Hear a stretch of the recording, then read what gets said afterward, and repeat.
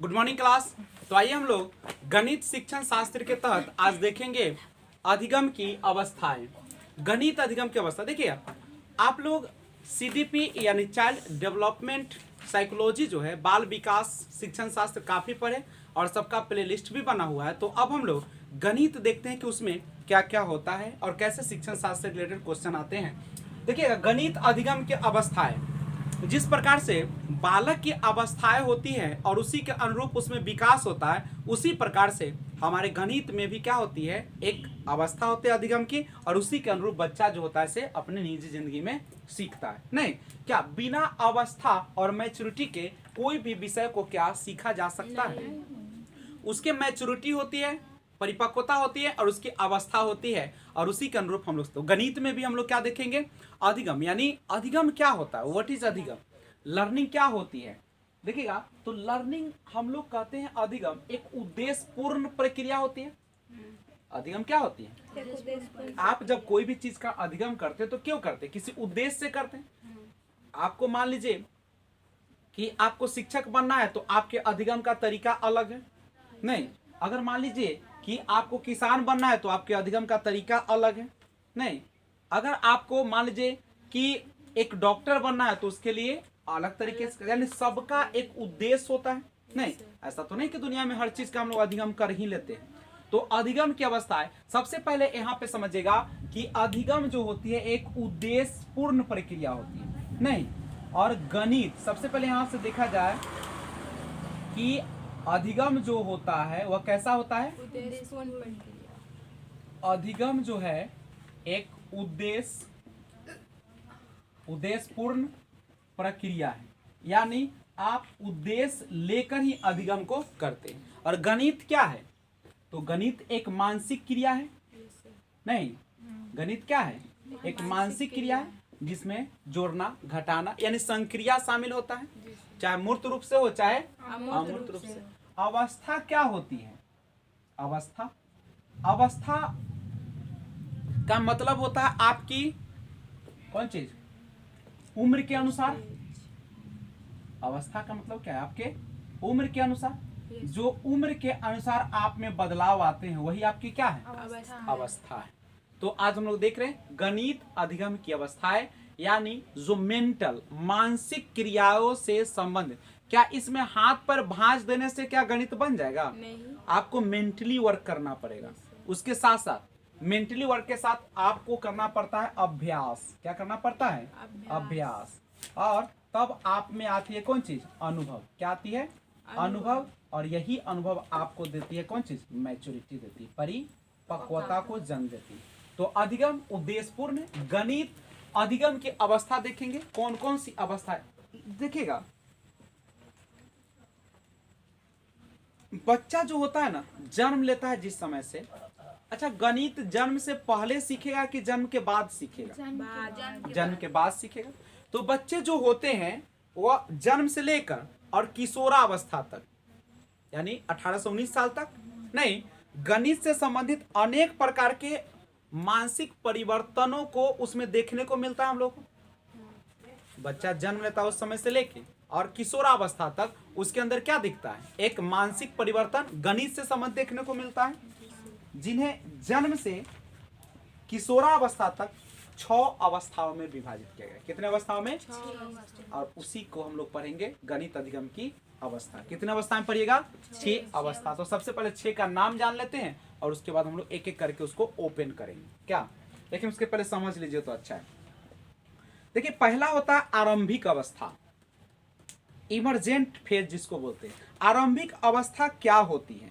तो देखिएगा, आरंभिक अवस्था जो होती है इसमें बच्चे किसी भी वस्तु को देखकर यह बता सकता है कि कौन सी वस्तु छोटी है और कौन सी वस्तु बड़ी है। जैसे बच्चा के सामने, अगर बच्चा, यह अवस्था जन्म से 3 साल की अवस्था है, जब उसके सामने एक बड़ा रखिएगा गेंद और एक छोटा रखिएगा तो बच्चा बड़ा की ओर आकर्षित होगा। नहीं, इसका मतलब है कि उसको पहचानने आता है कि बड़ा और छोटा कौन है वस्तु। मान लीजिए एक तरफ नोट रखिए और एक तरफ सिक्का रखिए, तो बच्चा किसकी तरफ आकर्षित होगा? नोट की तरफ, नहीं सिक्का की तरफ आकर्षित होगा। कागज वाला 100 रुपए दीजिए, दीजिए 5 गो, एक टकिया दीजिए, तो ये लेना पसंद करे। 5 का सिक्का दीजिएगा नहीं लेगा, एक एक का सिक्का 5 को दीजिएगा तो लेगा, कहेगा ये बहुत है। नहीं, तो जन्म से लेकर और 3 साल के बीच में जो आरंभिक अवस्था होती है गणित शिक्षण, गणित अधिगम की, उसमें बच्चा क्या करता है, बच्चे किसी भी वस्तु को देखकर बता देता है कि छोटा और बड़ा, यानी आकर्षित किसकी तरफ होता है, बड़ा की तरफ। दूसरा जो होता है मिलान अवस्था होता है। मिलान अवस्था 3 से 5 साल, मिलान अवस्था 3 से 5 साल। इस अवस्था में बच्चा जो होती है 2 अंकों के नंबर या गिनती बोल सकता है। 2 अंक वाला जो होगा ना, जैसे 21, 22 ये सब हुआ ना, 29, 30, 99 तक जो होगा वो क्या अंकों का होगा, 2 अंकों का होगा। उसको गिन भी सकता है और बोल भी सकता है। कै साल तक, 3 से 5 साल के बीच में। नहीं, और दूसरी बात मिलान भी कर देगा। जैसे 3 गो लाइन खींच दीजिएगा ना, मान लीजिए कि यहाँ पे 3 लाइन खींचा हुआ, यहाँ पे 2 है, यहाँ पे आपका 5 है, और यहाँ पे मिलान करना है, जैसे ऐसे करके किसको मिलान करो, तो मिलान बच्चा क्या करेगा, मिलान जो है बच्चा ऐसे ऐसे कर देगा। नहीं, 5 इसमें जाएगा और ये इसमें जाएगा, तो मिलान कर देगा। तो आरंभिक अवस्था जन्म से क्या साल हो गया, 3 साल। उसमें क्या करेगा, बड़ा और छोटा में अंतर वो कर पाता है। तो पहला था आरंभिक अवस्था, दूसरा था मिलान अवस्था, तीसरा जो अवस्था आता है जिसे हम लोग कहते हैं परिमाणात्मक अवस्था। परिमाणात्मक माने क्वांटिफाइंग। 5 से 6 साल की जो अवस्था है उसे हम लोग कहते हैं कौन सी अवस्था, परिमाणात्मक अवस्था।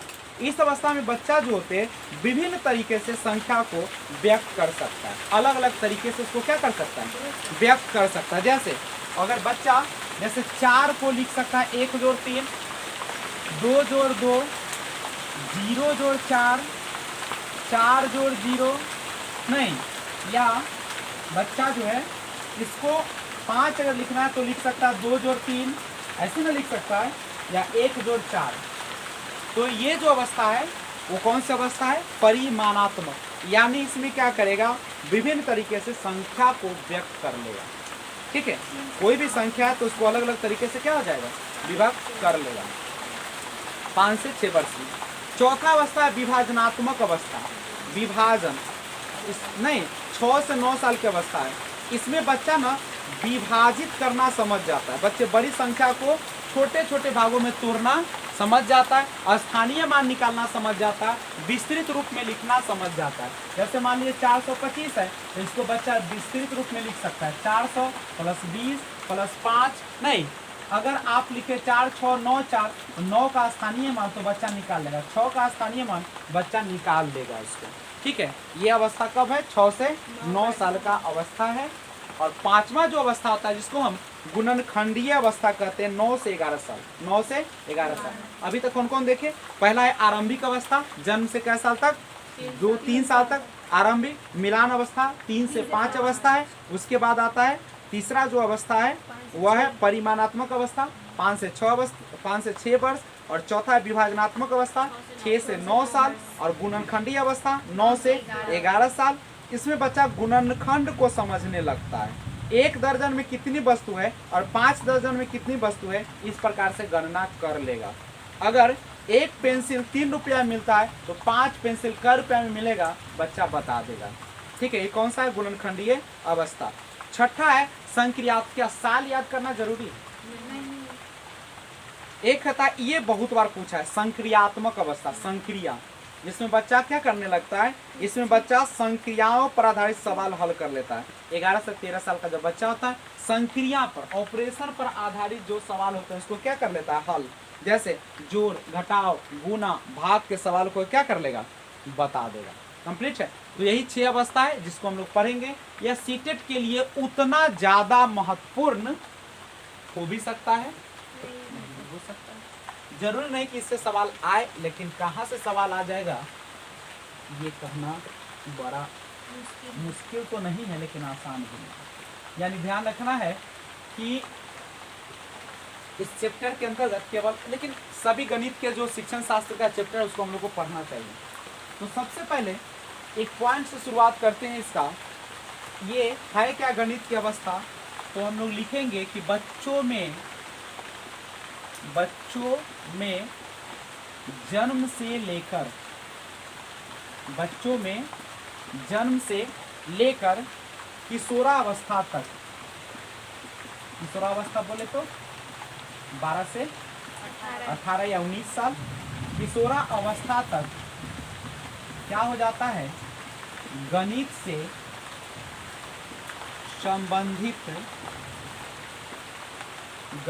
संबंधित अनेक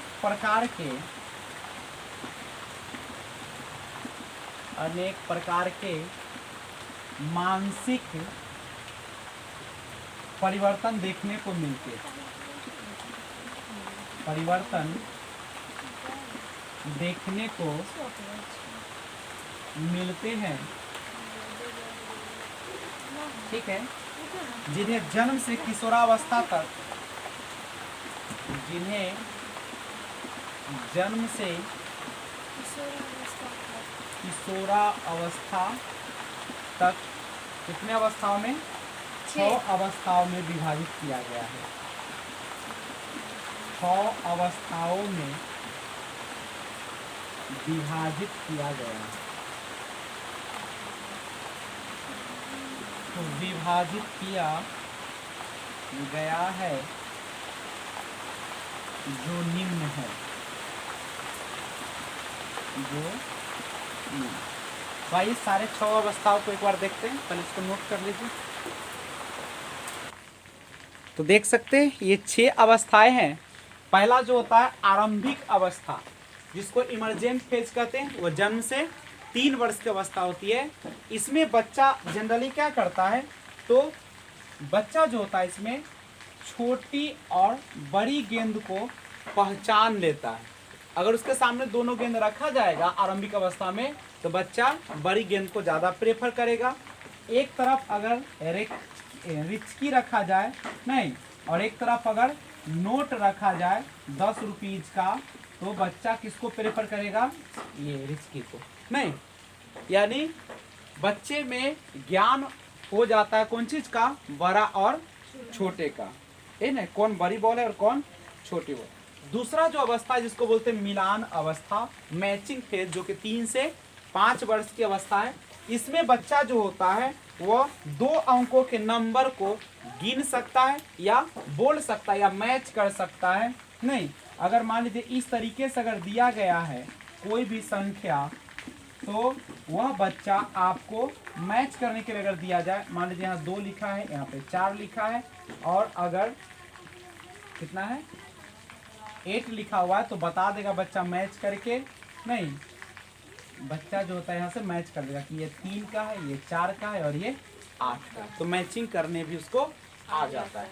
यानी सिंपल सी बात है, मिलान अवस्था में बच्चे 2 अंकों के संख्या को गिन और बोल सकता है और मैचिंग कर सकता है। नहीं, तीसरी जो अवस्था है परिमाणात्मक अवस्था, क्वांटिफाइंग फेज, जो कि 5 से लेकर कितने वर्ष तक होता है, 6 वर्ष तक होता है। इसमें बच्चे में क्या आ जाती है, तो इसमें विभिन्न तरीके से संख्या को व्यक्त करने आ जाता है।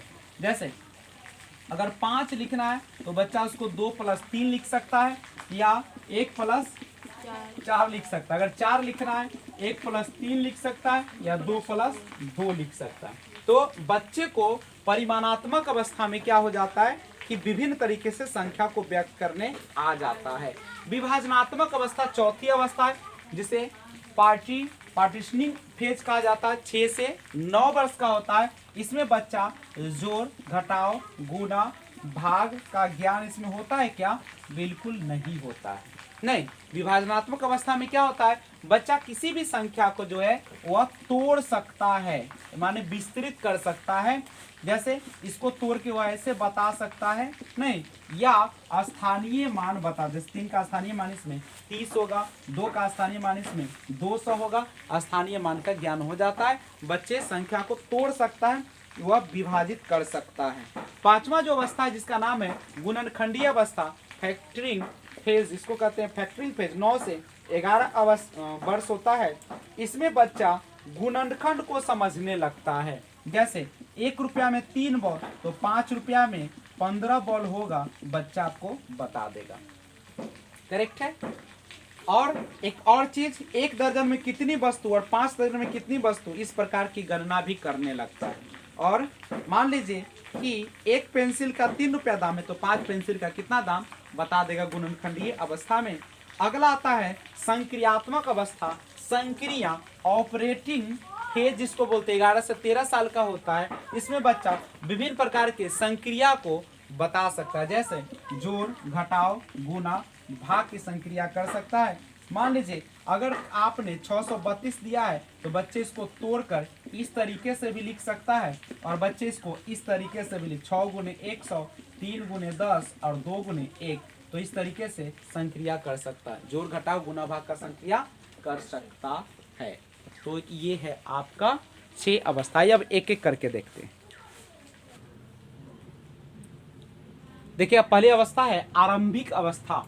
ये जन्म से लेकर कितने वर्ष तक होती है?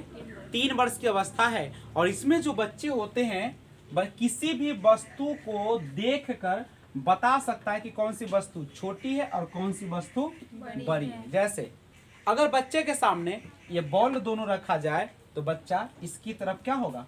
आकर्षित होगा, यानी बड़ी चीजों की तरफ वो आकर्षित होता है। इसका मतलब है कि बड़ी और छोटी में अंतर जानता है। नहीं, अगर नहीं जानता तो वो इससे भी आकर्षित होता है और इससे भी हो सकता था, लेकिन हमेशा बड़ी चीजों की तरफ आकर्षित होता है। इसका मतलब है वो कौन सी अवस्था में? अभी आरंभिक अवस्था में है बच्चा।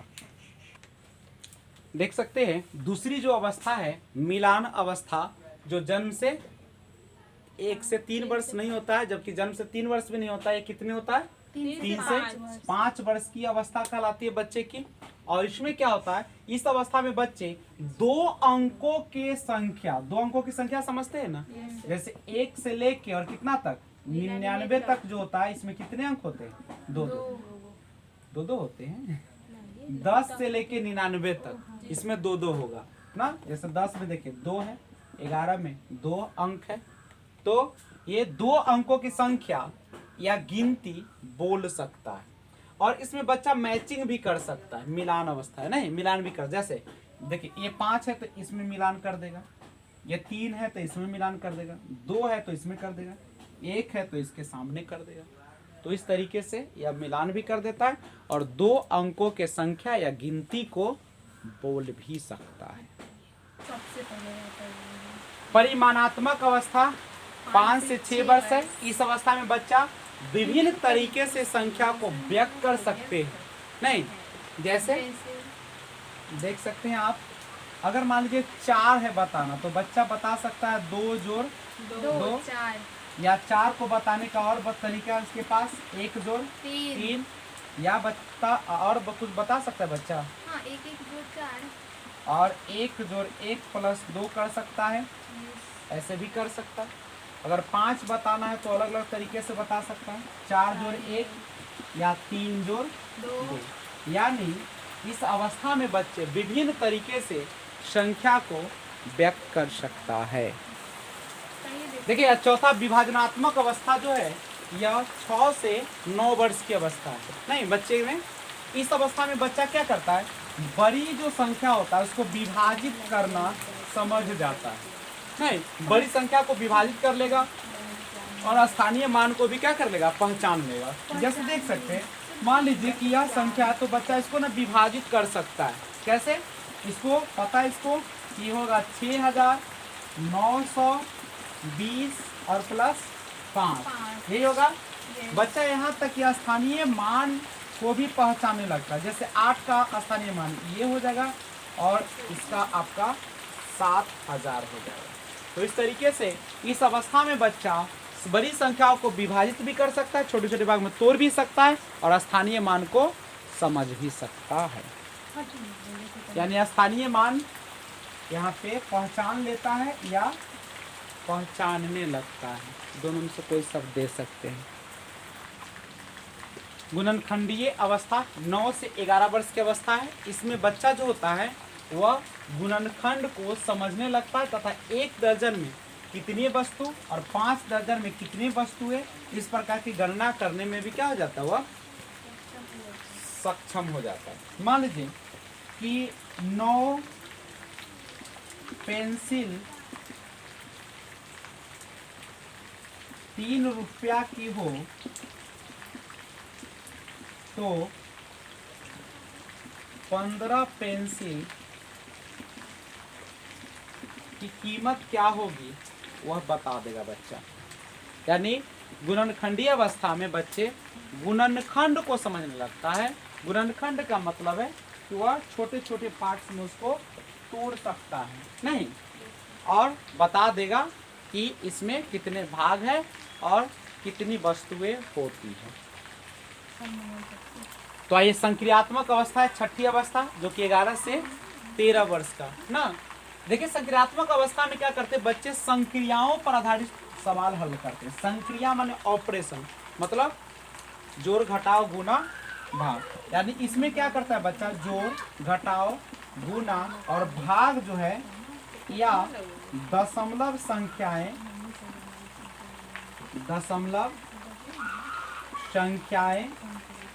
या भिन्न आदि के ज्ञान हो जाता है, और इस तरीके के वह सवालों को बना लेगा। कैसा, जोड़ घटाव गुना भाग दशमलव संख्याएं और भिन्न आदि। जैसे मान लीजिए कि अगर कोई संख्या लिखा गया 632, तो सबसे पहले इसको संक्रिया कर सकता है 600 प्लस 30 प्लस 2। इसको ऐसे भी वो लिख सकता है 6 गुने 100 जोड़ 3 गुने 10 जोड़ 2 गुने 1। तो इसमें देख सकते हैं जोड़ और गुना का उपयोग हुआ है। तो बच्चा जो है जोड़ घटाव गुना भाग दशमलव संख्याएं और भिन्न आदि संख्याओं पर वह क्या कर सकता है, बता सकता है, नहीं हल भी कर सकता है। तो ये था आपका कौन चीज, गणित अधिगम की अवस्थाएं। 6 अवस्था को एक क्विक नजर देखते हैं। सबसे पहला था आरंभिक अवस्था, कोई जन्म से 3 साल था, इसमें बच्चा छोटी और बड़ी वस्तु को अंतर कर लेता था। दूसरा था मिलान अवस्था, 3 से 5 साल, इसमें 2 अंकों के नंबर को गिन सकता था, बोल सकता था, यानी 2 अंकों की संख्या को गिनती या बोल सकता था। तीसरा जो अवस्था था जिसमें परिमाणात्मक अवस्था 5 से 6 वर्ष था, इसमें बच्चा संख्या को विभिन्न तरीके से व्यक्त कर सकता। और चौथा था विभाजनात्मक अवस्था 6 से 9 वर्ष, इसमें बड़ी बड़ी संख्याओं को विभाजित करना भी बच्चा समझ जाता और स्थानीय मान भी समझ में आ जाता है उसे। गुणनखंडीय अवस्था जो होता है इसमें बच्चे गुणनखंड को समझने लगता है, 1 दर्जन में कितना वस्तु है, 5 दर्जन में कितना वस्तु होता है, इसकी भी गणना कर लेता है। और छठा और लास्ट था संक्रियात्मक अवस्था 11 से 13 वर्ष। इस अवस्था में बच्चे संक्रियाओं पर आधारित सवाल हल कर सकते हैं, जैसे जोड़ घटाव गुना भाग दशमलव संख्याएं और भिन्न। तो इन तमाम चीजों को आपने देखा गणित में अधिगम की जो अवस्थाएं हैं। तो आज बस इतना ही। जय हिंद।